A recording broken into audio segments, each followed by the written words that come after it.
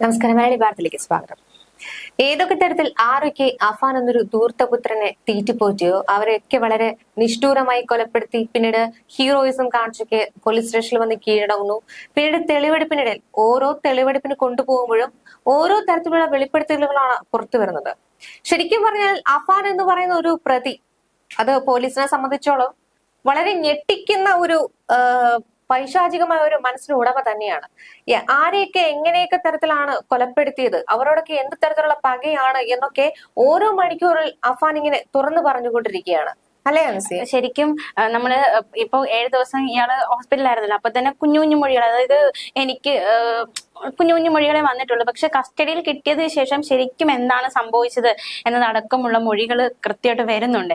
കഴിഞ്ഞ ദിവസത്തെ ചർച്ചയിൽ, അതായത് രാവിലെ നമ്മൾ നടത്തിയ ചർച്ചയിൽ നമ്മൾ സൂചിപ്പിച്ചിരുന്നു, അതായത് ഫർസാനെ അഫാൻ കൊലപ്പെടുത്തിയത് ഞാൻ സ്നേഹം കൊണ്ട് കൊലപ്പെടുത്തിയതാണെന്ന് പറയുമ്പോൾ പോലും സ്നേഹം ഉണ്ടെങ്കിൽ, അല്ലെങ്കിൽ അവൻ സ്നേഹം കൊണ്ടല്ല നല്ല വൈരാഗ്യം കൊണ്ടായിരിക്കും കൊലപ്പെടുത്തിയത് എന്നൊരു കാര്യം എന്നൊരു പോയിന്റ് നമ്മൾ മുന്നോട്ട് വെച്ചിരുന്നു. പിന്നീട് വന്ന മൊഴിയിൽ അത് ശരിവെക്കുന്ന രീതിയിലായിരുന്നു അഫാന്റെ മൊഴി പിന്നീട് വന്നത്. അഫാൻ സമ്മതിച്ചു, അതായത് ഫർസാനെ കൊലപ്പെടുത്തിയത് സ്നേഹം കൊണ്ടല്ല, പ്രതികാരം കൊണ്ട്, ഉള്ളില് ആ ഒരു മാല തിരികെ ചോദിച്ചെന്നെ പ്രതികാരം കൊണ്ടാണ് കൊലപ്പെടുത്തിയത് എന്നൊക്കെ അഫാൻ പറയുണ്ടായി. ശരിക്കും യഥാർത്ഥ സ്നേഹമുള്ളവര് ഒരിക്കലും തന്നെ കാമുകിയെ കൊലപ്പെടുത്താൻ നോക്കൂല. സ്നേഹം എന്താ, കൊല്ലുന്നതാണോ സ്നേഹം?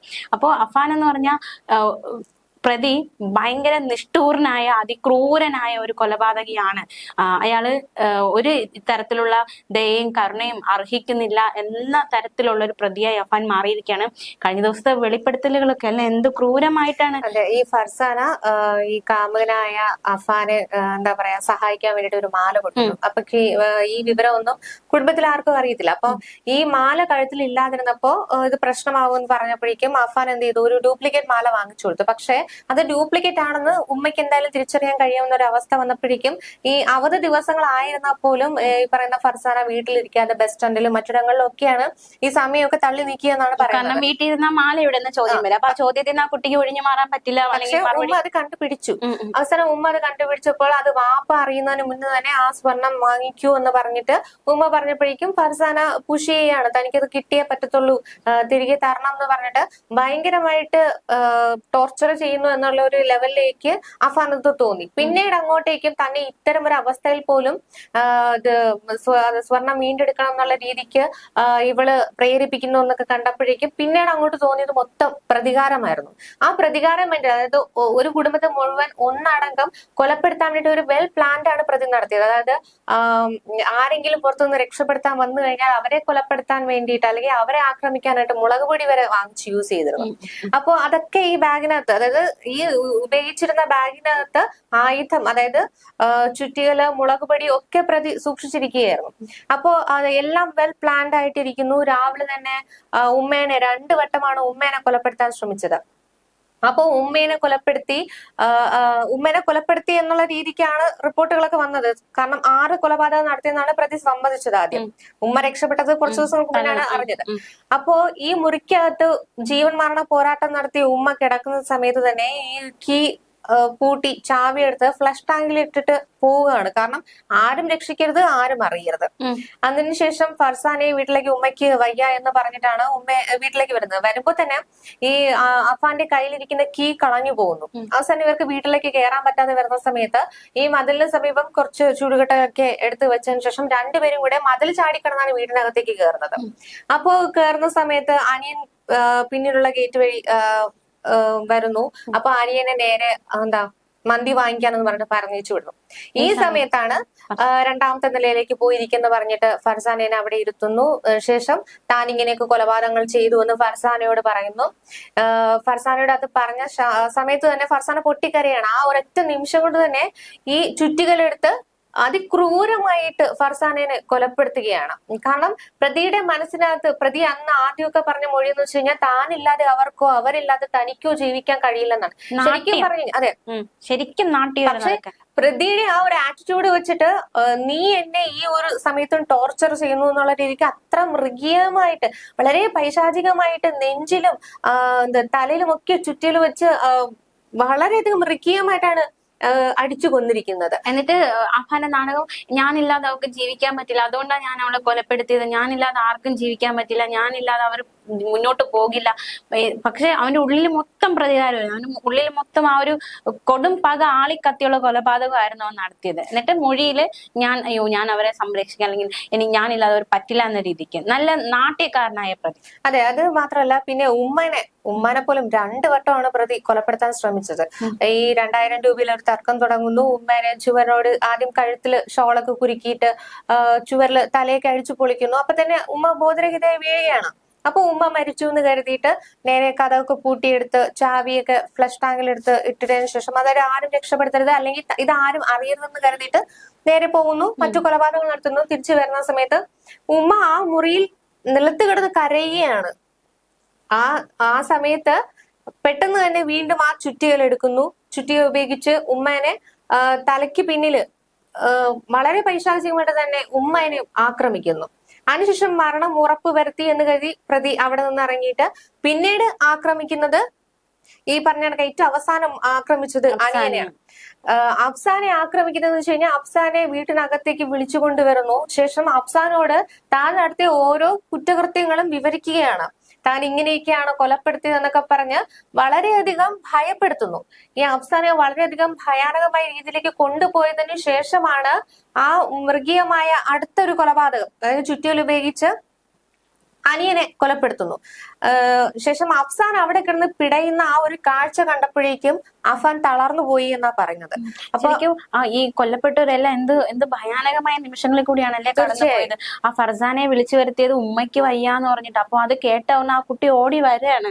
അയ്യോ അഫാന്റെ ഉമ്മയ്ക്ക് വയ്യ എന്ന് പറഞ്ഞ ആ കുട്ടി അത് കേട്ട ഉടനെ ഓടി വരാണ്. അങ്ങനെ അത്രയും അവനെ സ്നേഹിച്ച ഒരു പെൺകുട്ടിയാണ് അവൻ. ആ പെൺകുട്ടിയെങ്കിലും എല്ലാരും വെറുതെ വേണം, പക്ഷെ ആ പെൺകുട്ടിയെങ്കിലും അവനൊന്ന് ഒന്നൊന്ന് ഒഴിവാക്കാമായിരുന്നു എന്ന് തോന്നില്ല. ആ കുട്ടിയുടെ അച്ഛന്റെ അമ്മയുടെ ഒക്കെ അവസ്ഥ നമുക്ക് അറിയാവുന്നതാണ്. അവര് എന്തറിഞ്ഞിട്ടാണ് അവർ ഈ ഒരു ദുരിതത്തിലൂടെ അല്ലെങ്കിൽ ഈ ഒരു നഷ്ടത്തിലൂടെ അവർ കടന്നു പോകുന്നത്. അതെ, ശരിക്കും ഈ അഫ്സാന്റെ മരണത്തോടെ തന്നെ തളർന്നു എന്ന് കരുതിയ പ്രതി, പെട്ടെന്ന് കരുതിയല്ല, തളർന്ന പ്രതി 20 രൂപയുടെ എലിവിഷം വാങ്ങി കഴിച്ചിട്ടാണ് ഇവിടേക്ക് പോകുന്നത്. പക്ഷേ ഇതിനെല്ലാം മുമ്പ് തന്നെ മറ്റൊരു ട്വിസ്റ്റ് കാണും. കാരണം താൻ ഈ കൃത്യങ്ങൾ നടത്തിയത് മറ്റാരും അറിയാനോ ഇവരെ ഒന്നും ആരും രക്ഷപ്പെടുത്താതിരിക്കാനോ ഒക്കെ പ്രതി കൃത്യമായ പ്ലാനിങ് നടത്തിയിട്ടുണ്ട്. അതിന്റെ ഭാഗമായിട്ടാണ് ഈ ചാവി ഫ്ലഷ് ചെയ്ത് കളയുന്നത്. ശരിക്കും പറഞ്ഞാൽ ലത്തീഫ്, അതായത് ഉമ്മുമ്മേനെ കൊലപ്പെടുത്തിയ സമയം എന്താണ് അവിടെ നടന്നതെന്ന് ആർക്കും കൃത്യമായിട്ട് അറിയില്ലായിരുന്നു. ആദ്യമൊക്കെ എല്ലാവരും കരുതിയത് ഉമ്മുമ്മ തലയിടിച്ച് വീണു, അങ്ങനെ എന്തെങ്കിലും അപകടം സംഭവിച്ചു എന്നൊക്കെയാണ്. അപ്പൊ ആ ലത്തീഫിന്റെ ഫോൺ കോൾ വരുന്ന സമയത്ത് ഉമ്മ എവിടെയാണെന്ന് ചോദിക്കുമ്പോ ഉമ്മ എവിടെ ഉണ്ട് എന്നൊക്കെ പറഞ്ഞ് സംസാരിക്കുന്നുണ്ടായിരുന്നു. അപ്പോ ചിലപ്പോൾ താനാണ് ഈ കൃത്യം നടത്തിയെന്ന് ലത്തീഫ് അറിഞ്ഞു വന്നും ഇത് പുറത്തു വിടുമെന്ന് കരുതി ആയിരിക്കാം അവസാന നിമിഷം തന്റെ പ്ലാനിങ് എല്ലാം മാറ്റിയിട്ട് 20 രൂപയുടെ എലിവിഷവും കഴിച്ചിട്ട് സ്റ്റേഷനിലേക്ക് പോയി മേ ബി കുറ്റസമ്മതം നടത്തിയത്. അതല്ലെങ്കിൽ ഈ ഒരു കൊലപാതകങ്ങളൊന്നും പുറത്തേക്ക് വരില്ല എന്നുള്ളൊരു ഉറച്ച തീരുമാനത്തോടെ പുറത്തെവിടെയെങ്കിലും പോയി രക്ഷപ്പെടാൻ പ്രതി നീക്കം നടത്തിയിട്ടുണ്ടാവണം. കാരണം അഫാൻ പലതും ഒളിക്കുന്നുണ്ട്. ഈ കുടുംബത്തിലുള്ള ആരുമായും അഫാന് ശരിക്കും പറഞ്ഞു കഴിഞ്ഞാൽ ഒരു അടുത്ത ബന്ധമുണ്ടെന്ന് തോന്നുന്നില്ല. അത്രയ്ക്ക് ക്രൂരമായ രീതിയിലൊക്കെയാണ് ഇവരെല്ലാം കൊലപ്പെടുത്തിയത്. സ്വന്തം ഉമ്മ അനിയനെ കൊന്ന ഇവൻ എന്ത് മനസാക്ഷിയാണുള്ളത്, എന്ത് അടുപ്പമാണ്, എന്ത് ഒരു വൈകാരിക ബന്ധമാണ് ഇവനുള്ളത്. അഫാന്റെ വൈകാരിക ബന്ധം ഏറ്റവും കൂടുതൽ വെളിപ്പെടുത്തുന്ന ഒരു സംഭവമാണ്. ഈ ഒരു ക്രൂരകൃത്യങ്ങളൊക്കെ നിരയായിട്ട് ചെയ്ത് കഴിഞ്ഞതിന് ശേഷം പോലും സ്വന്തം നാട്ടിലും വീട്ടിലും തൊട്ടടുത്തുണ്ടായിരുന്ന എല്ലാവരും കൊലപ്പെടുത്തിയതിനു ശേഷം പ്രതി ഏറ്റവും ഒടുവിലായിട്ട് ചിന്തിച്ചത് ഇവര് താമസിച്ചിരുന്ന വീട് ഇത് ആർക്കും കിട്ടാൻ പാടില്ല. അത് ഏറ്റവും കൂടുതൽ ആദ്യമായിട്ട് കിട്ടാൻ പാടില്ലാത്തത് തന്റെ പിതാവിന് റഹീമിന് ഒരിക്കലും ഇത് കിട്ടരുതെന്ന് കരുതിയിട്ട് ആ വീട്ടിലെ ഗ്യാസ് ഒക്കെ ഓപ്പൺ ചെയ്ത് വെച്ചിരിക്കുകയാണ്. പക്ഷെ പ്രതി കരുതിയിരുന്നത് ഈ ഗ്യാസ് തുറന്നു വിട്ടു കഴിഞ്ഞാൽ ഇത് തന്നെ കത്തി ആ വീട് ഇല്ലാതാകും എന്നൊക്കെയാണ്, ഇവിടെയുള്ള എല്ലാവരും മരിക്കും എന്നൊക്കെയാണ് കരുതിയിരുന്നത്. പക്ഷെ പോലീസ് അപ്പോഴേക്കും വീട്ടിലെത്തുന്നു, ഈ ഗ്യാസ് ഒക്കെ എല്ലാം ഓഫ് ചെയ്യുന്നു. പക്ഷെ എന്തുകൊണ്ടാണ് ഈ ഗ്യാസ് തുറന്നു വിട്ടിരുന്നത് എന്നുള്ളത് ആ സമയത്ത് ഒരു അന്വേഷണം തന്നെ നടക്കുകയായിരുന്നു. അപ്പൊ തന്നെ നമുക്ക് മനസ്സിലാക്കാവുന്നേ ഉള്ളൂ അഫാൻ എത്രത്തോളം കൊടും ക്രിമിനൽ ആണ്, എത്രത്തോളം മൈൻഡാണ് വെച്ച് പുലർത്തിയിരുന്നതെന്നൊക്കെ നമുക്ക് മനസ്സിലാക്കാവുന്നതാണ്. പിന്നെ എന്താ പറയാ, ലത്തീഫിനെ ആയിരുന്നാലും ഭാര്യനെ ആയാലും ആക്രമിച്ചതിനു ശേഷം ഒരു ആറ്റിറ്റ്യൂഡ് അവിടെ കാണിക്കുകയാണ്. ഇത്ര നാൾ തന്നെ പുച്ഛിച്ചു, എന്താ പറയാ, തന്നെ ഒന്നിനും കൊള്ളാത്തവനാണ് എന്നൊക്കെ പറഞ്ഞ് അധിക്ഷേപിച്ച ഒരാളുടെ മൃതദേഹം തൊട്ടു മുന്നിൽ കിടക്കുമ്പോൾ ഇനി താൻ എന്ത് ചെയ്യും എന്നുള്ള രീതിക്ക് അവിടെ ആറ്റിറ്റ്യൂഡ് കാണിക്കുന്നുണ്ട്. അതിനു വേണ്ടിയിട്ട് അവിടെ ഉണ്ടായിരുന്ന സിഗരറ്റ് റഹീം ക്ഷമിക്കണം, അഫാന്റെ കയ്യിലുണ്ടായിരുന്ന സിഗരറ്റ് മുഴുവൻ അവിടെ ആ മൃതദേഹങ്ങൾക്ക് മുന്നിൽ നിന്ന് വലിച്ചു തീർക്കുകയാണ്. ഇതിനു ശേഷമാണ് ബാറിൽ പോയി 4 പെഗ് കഴിച്ചിട്ട്, കൂടാതെ അവിടെ നിന്ന് വീണ്ടും പകുതിയോളം മദ്യം വാങ്ങിയിട്ട് വീട്ടിലേക്ക് വന്ന് ഫർസാനിനെ വിളിച്ചു വരുത്തുന്നതും പിന്നീട് അനിയനെ കൊലപ്പെടുത്തുകയൊക്കെ ചെയ്യുന്നത്. അപ്പൊ എത്രത്തോളം നിഷ്ഠൂരമായിട്ടുള്ള ഒരു അറ്റംപ്റ്റ് ആണ് ഈ പ്രതി നടത്തിയിരിക്കുന്നത് നോക്കണം. അതൊക്കെ തെളിവെടുപ്പിനിടയിൽ ഒരു കൂസലുമില്ല. പ്രതിക്ക് അത് ഓർത്തെടുക്കാനോ അല്ലെങ്കിൽ അത് പോലീസിനോട് വിവരിക്കാനോ ഒന്നും യാതൊരു തരത്തിലുള്ള ഒരു പശ്ചാത്താപമോ ഒന്നുമില്ല. അവരെന്തോ ഒരു ഹീറോയിസം ചെയ്ത കണക്കെയുള്ള ഒരു ആറ്റിറ്റ്യൂഡാണ് ആ അന്വേഷണ ഉദ്യോഗസ്ഥരുടെ മുന്നിൽ മൊത്തം നടന്നത്. പോലീസ് സ്റ്റേഷനിൽ പോലും എന്തൊക്കെയാണ് കാണിച്ചത്? താൻ ഇഷ്ടപ്പെട്ട ആഹാരം തന്നെ തനിക്ക് വേണം, താൻ ഉദ്ദേശിക്കുന്നത് തന്നെ അവിടെ നടപ്പിലാകണം എന്നുള്ള രീതിക്കുള്ള പല കാര്യങ്ങളുമാണ് പ്രതിയോടെ ചെയ്തുകൊണ്ടിരുന്നത്. എനിക്ക് ഇഷ്ടപ്പെട്ട പൊറോട്ട വേണം, ചിക്കൻ വേണം, അത് പറഞ്ഞു പോകും നമ്മൾ. ആ ഒരു സാഹചര്യത്തിലാണ് കാര്യങ്ങളായിരിക്കും. അത് മാത്രമല്ല, ഇത് ഇത്രയും പേരുടെ നിലവിളിയൊന്നും അവനെ യാതൊരു രീതിയിലും ബാധിച്ചിട്ടില്ല, അല്ലെങ്കിൽ ഇത്രയും പേരുടെ രക്തം കൈ പുരണ്ടതൊന്നും അവനെ യാതൊരു രീതിയിലും ബാധിച്ചിട്ടില്ല എന്ന് തന്നെയാണ് ഓരോ ദിവസം പോകുന്നതും നമുക്ക് മനസ്സിലാവുന്നത്, അല്ലെ? എന്ത് ഒരു ഒരു ഈ എന്താണ് ഇത്രയധികം ഒരു രീതിയിലേക്ക് ഒരു അവസ്ഥയിലേക്ക് എത്തിച്ചിരിക്കുന്നത്, അല്ലെ? ഒരു മനസാക്ഷി എന്ന് പറയുന്ന സാധനം ഇല്ലാത്ത, സാക്ഷി എന്ന് മാത്രമല്ല, അഫാനെ മാത്രമാണ് സ്നേഹിച്ചിരുന്നത്. സെൽഫിഷ്. അതെ, അഫാനെ മാത്രമാണ് സ്നേഹിച്ചതെന്ന് നമുക്ക് കരുതാൻ കഴിയുള്ളൂ. കാരണം സ്വന്തം ശരീരത്തെ വേദനിപ്പിക്കാൻ അഫാൻ ഒരിക്കലും തയ്യാറായിട്ടില്ല. ഇടയ്ക്ക് ആത്മഹത്യാ നാടകമൊക്കെ നടത്തിയിട്ടുണ്ടെങ്കിലും അത് സ്വന്തം നേട്ടങ്ങൾക്ക് മാത്രമായിട്ടുള്ള ഒരു നീക്കം മാത്രമായിരുന്നു. അപ്പൊ ഈ കടക്കണി എവിടെ നിന്ന് വന്നു, അല്ലെങ്കിൽ ഇത്രയും മാത്രം കടം എവിടെ നിന്ന് വന്നു അല്ല ചോദ്യമായിരുന്നു. ഇപ്പൊ ഇവന്റെ ഒരു ആറ്റിറ്റ്യൂഡ് കാണുമ്പോ തന്നെ മനസ്സിലാക്കാൻ പറ്റുന്നുണ്ട് എങ്ങനെ ഇത്രയും കടം വന്നു. ഇവന്റെ ഒരു അഫാൻ കുറച്ച് ബിസിനസ്സുകളൊക്കെ സ്റ്റാർട്ട് ചെയ്തു എന്ന് ഇപ്പൊ പോലീസ് കണ്ടെത്തിയിട്ടുണ്ട്. അതായത് മുട്ടക്കച്ചവടം, കോഴിക്കച്ചവടം, പിന്നെ ഈ വാഹന ഇടപാടുകൾ, അങ്ങനെ പലതരത്തിലുള്ള ബിസിനസ്സുകളൊക്കെ സ്റ്റാർട്ട് ചെയ്തിരുന്നു എന്ന് പറയുന്നത്. അപ്പൊ ഇതിനൊക്കെ വേണ്ടിയിട്ട് ഒരുപാട് പൈസകളൊക്കെ കടം വാങ്ങിയിരുന്നു. പിന്നെ കൂടാതെ ഇവർക്ക് ഏകദേശം 70 ലക്ഷത്തിന്റെ കടമാണ് ഇപ്പൊ പോലീസ് സ്ഥിരീകരിച്ചിരിക്കുന്നത്. ഈ റഹീം പോലും അറിയാത്ത കടങ്ങളൊക്കെയാണ് വന്നിരിക്കുന്നത്. ചിലപ്പോ ഈ പറഞ്ഞതുപോലെ റഹീം പല കടങ്ങളിൽ പെട്ട് വിദേശത്തായിരുന്നു. അപ്പോ സ്വാഭാവികമായിട്ടും എന്താ ഷെമി ഈ പറയുന്ന മകന്റെ ഒരു ഭീഷണിക്ക് മുമ്പിൽ കീഴടങ്ങിയിട്ടാവണം പലയിടങ്ങളിൽ നിന്നായി കടങ്ങൾ വാങ്ങി മകന് ബിസിനസ് സ്റ്റാർട്ട് ചെയ്യാനായിരുന്നാലും, അല്ലെങ്കിൽ മകൻ ഇങ്ങനെ ഒരു തിന്നു മുടിച്ച് അല്ലെങ്കിൽ പണം ഇല്ലാതാക്കുന്നതിൽ പരം ഒരു ബിസിനസ് ഒക്കെ സ്റ്റാർട്ട് ചെയ്ത് അവർ രക്ഷപ്പെടട്ടെ എന്ന് കരുതി പലതും ചെയ്തത് കാണാം. ചിലപ്പോ ആ ഉമ്മയുടെ മനസ്സിൽ നിന്നും ഒരു അനുകമ്പ, മകൻ രക്ഷപ്പെടട്ടെ, മകൻ എന്തെങ്കിലുമൊക്കെ ആയി തീരട്ടെ എന്ന് കരുതി പലതും കടം വാങ്ങി പലതൊക്കെ ചെയ്യാൻ ശ്രമിച്ചിട്ടുണ്ടാവാം. പക്ഷെ അതൊക്കെ മനസ്സിലാകാതെ സ്വന്തം ശരീരത്തോടും സ്വന്തം സ്വന്തം മനസാക്ഷിയെ പോലും തെറ്റിദ്ധരിപ്പിക്കുന്ന രീതിയിൽ പലതും അഫാൻ ചെയ്തുകൊണ്ടിരിക്കുകയാണ്. മാത്രമല്ല, കഴിഞ്ഞ ദിവസം പിതാവ് പറഞ്ഞൊരു കാര്യം, അബ്ദുൾ റഹീം പറഞ്ഞൊരു കാര്യം, അദ്ദേഹത്തിന് ഒരു കാർ ഉണ്ടായിരുന്നു, ആ കാറ് കാണുവാനില്ല. അത് ഈ അഫാൻ പണയം വെക്കുകയോ വിൽക്കുകയോ എന്തെങ്കിലും ചെയ്തിട്ടുണ്ടാകും. അപ്പൊ ആ കാർ എവിടെയാന്ന് അന്വേഷണ സംഘം അന്വേഷിക്കുന്നുണ്ട്. ശരിക്കും ഒരു മുടിയനായ പുത്രൻ തന്നെയായിരുന്നു. അല്ല, ആ കാറ് പണയം വെച്ചാണ് ഫർസാനയ്ക്ക് വേണ്ടിയിട്ടുള്ള പണയം വെച്ചിരുന്ന സ്വർണം എടുത്തു കൊടുത്തതെന്നാണ് പറയുന്നത്. റഹീം പറയുന്നുണ്ട് 60,000 രൂപയോളമാണ് ആ സ്വർണത്തിനുള്ള പൈസ എന്നൊക്കെ പറയുന്നത്. അതൊക്കെ പോലീസ് സ്ഥിരീകരിച്ചു കഴിഞ്ഞു. അപ്പൊ ശരിക്കും പറഞ്ഞു കഴിഞ്ഞാൽ ഇനിയൊരു ഒരു നല്ലൊരു കാലം അഫാൻ ഇല്ല. അഫാൻ പുറത്തിറങ്ങിയാൽ ശരിക്കും ജനം കൈകാര്യം ചെയ്യുമെന്നുള്ള കാര്യം ഉറപ്പായ കാര്യമാണ്. കാരണം അത്ര നീചമായ രീതിയിലാണ് അവർ ഓരോ കൊലപാതകങ്ങളും, ഓരോ പകയ്ക്ക് പിന്നിൽ ഒളിച്ച ഓരോ കൊലപാതക രീതികൾ എന്ന് വേണം നമുക്ക് മനസ്സിലാക്കാൻ സാധിക്കുക. ശരിക്കും ഈ ഓരോ ദിവസവും ഓരോ വെളിപ്പെടുത്തലുകളും നമ്മളെ സംബന്ധിച്ചിപ്പോ അഫാനെ കസ്റ്റഡിയിലെടുത്ത് ചോദ്യം ചെയ്തതിലൂടെ കൂടുതൽ വിവരങ്ങൾ പുറത്തു വരുന്നുണ്ട്. അപ്പോ ഈ അഫാൻ ഉപദ്രവിച്ചവരും അഫാൻ കൊലപ്പെടുത്തിയവരും എന്ത് വൈരാഗ്യത്തോടെയാണ് ഈ ഒരു പ്രതി കണ്ടിരുന്നത് എന്നാണ് നമുക്ക് മനസ്സിലാക്കാൻ സാധിക്കുന്നത്. മാത്രമല്ല, ഇപ്പൊ ഈ ഒരു കൊലപാതകം വന്നതിന് ശേഷം ശരിക്കും സോഷ്യൽ മീഡിയയിൽ അടക്കം ഒരുപാട് ട്രോളുകൾ അല്ലെങ്കിൽ ഒരുപാട് ഒരു ചർച്ച നടക്കുന്നത് 90s കിഡ്സ് 20s കിഡ്സ് എന്ന രീതിക്ക് ഒരു ചർച്ച നടക്കുന്നുണ്ട്. ശരിക്കും ഈ 20s കിഡ്സിനെ പറ്റി പറയുന്നത് അവരെ ഇപ്പോ നമുക്ക് പേടിയാണ്. ഇപ്പോ അടുത്തിരിക്കുന്നത് 20 കിഡാണ് അടുത്തിരിക്കുന്നത് എന്ന് പറയുമ്പോൾ പേടിക്കേണ്ട അവസ്ഥയിലാണ് കാര്യങ്ങൾ എന്ന രീതിയിലുള്ള ട്രോൾസും അതുപോലെ തന്നെ ചർച്ചയൊക്കെ സോഷ്യൽ മീഡിയയിൽ കൊഴുക്കാണ്. 20s കിഡ്സ് ആയാലും 90s കിഡ്സ് ആയാലും കുറ്റവാസന വന്നു കഴിഞ്ഞാൽ അതിപ്പോ ഇന്ന അങ്ങനെയൊന്നും ഇല്ല. ഒരാൾ കുറ്റവാളിയാകുന്നത് അയാളുടെ ഉള്ളിൽ ആ ഒരു ക്രിമിനൽ അല്ലെങ്കിൽ ഒരു കാട്ടാളം പുറത്തു വരുമ്പോഴാണ് ശരിക്കും അയാൾ ക്രിമിനൽ ആകുന്നത്. ശരിക്കും നമ്മുടെ ഈ നാടിന്റെ ഇന്നത്തെ അവസ്ഥ എന്ന് പറയുന്നത് ഭയങ്കര ക്രൂരമായിക്കൊണ്ടിരിക്കുന്നു. പണ്ട് UP-യിലൊക്കെ കേട്ടോണ്ടിരുന്ന സാധനങ്ങളും സംഭവങ്ങളുമാണ് ഇപ്പൊ കേരളത്തിൽ ദിവസം തോറും കേട്ടോണ്ടിരിക്കുന്നത്. ഒരു ദിവസം നമ്മൾ നല്ല വാർത്ത കേട്ട് എഴുന്നേക്കാൻ പറ്റണേന്ന് പറഞ്ഞ് മലയാളികൾ ഇപ്പൊ ഉറക്കെഴുന്നേറ്റ് ബെഡിരുന്ന് ആദ്യം കേൾക്കുന്ന വാർത്ത ഇന്നടുത്ത് കൊലപാതകം, ഇന്നടുത്ത് റേപ്പ്, ഇന്നടുത്ത് 5 പേരെ വെട്ടിക്കൊന്നു, ഇന്നടുത്ത് ഓടി നടന്ന് വെട്ടിക്കൊന്നു. ഇങ്ങനത്തെ നെഗറ്റീവ് വാർത്തകൾ നമ്മൾ ദിവസം കേട്ടോണ്ടിരിക്കുകയാണ്. ദിവസവും ഇങ്ങനത്തെ വാർത്തകൾ നമ്മൾ കേട്ടോണ്ടിരിക്കുകയാണ്. അത്രമേലും ഒരു മനസാക്ഷി ഇല്ലാത്ത ഹൃദയശൂന്യരായിട്ട് മലയാളികൾ മാറിക്കൊണ്ടിരിക്കുകയാണ്. പ്രത്യേകിച്ച് നമ്മുടെ യുവതലമുറയെ പറ്റി പറയാതിരിക്കാൻ പറ്റില്ല. പണ്ടൊക്കെ വ്യക്തി വൈരാഗ്യം കൊണ്ടുള്ള കൊലപാതകമാണ്, പക്ഷെ ഇന്ന് അത് മറ്റൊരാളെ കൊന്ന് പക തീർക്കുന്നു എന്ന രീതിയിലേക്ക് കാര്യങ്ങളായിരിക്കാണ്.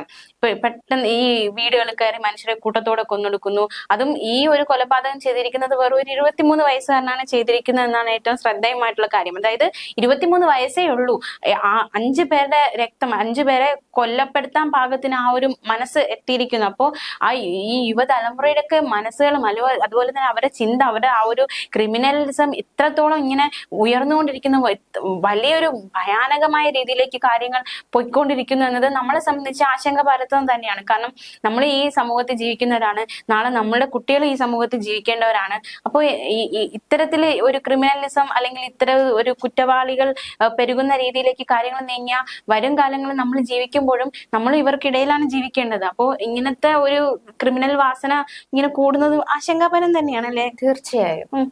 അതുപോലെ ഈ ഒരു ദയയില്ലാത്ത യാതൊരു കനുവും സഹാനുഭൂതിയും മറ്റൊരു സഹ മനുഷ്യനോട് കാണിക്കാത്ത ഒന്നാം തരം സൈക്കോ ക്രിമിനലുകളായിട്ട് മലയാളികൾ മാറിയിരിക്കുകയാണ്. പെറ്റുപോറ്റിയ അമ്മ, വളർത്തി വലുതാക്കിയ അച്ഛൻ, കൂടെ നടക്കുന്ന അനിയൻ, ഇവരെയൊക്കെ കൊലപ്പെടുത്തുന്ന രീതിയിലേക്ക് അത്തരത്തിൽ അധംപതിച്ചു പോയി ഓരോരുത്തരുടെയും മനസ്സ്. അപ്പോ ഇനിയും ഈ ഒരു കേസുമായി ബന്ധപ്പെട്ട് ഇനി എന്തൊക്കെയാണ് അഫാൻ ഉള്ളിൽ ഒളിപ്പിക്കുന്നത്, അല്ലെങ്കിൽ അഫാൻ ഇനി എന്തൊക്കെ സത്യങ്ങളാണ് പുറത്തേക്ക് ഇടയാനുള്ളത്, അല്ലെങ്കിൽ അവൻ ഇനി എന്തൊക്കെ കാര്യങ്ങൾ ഉള്ളിൽ ഒളിപ്പിച്ചു വെച്ചിട്ടുണ്ട് എന്ന കാര്യങ്ങളൊക്കെ ഇനിയും വ്യക്തത വരേണ്ടതായിട്ടുണ്ട്.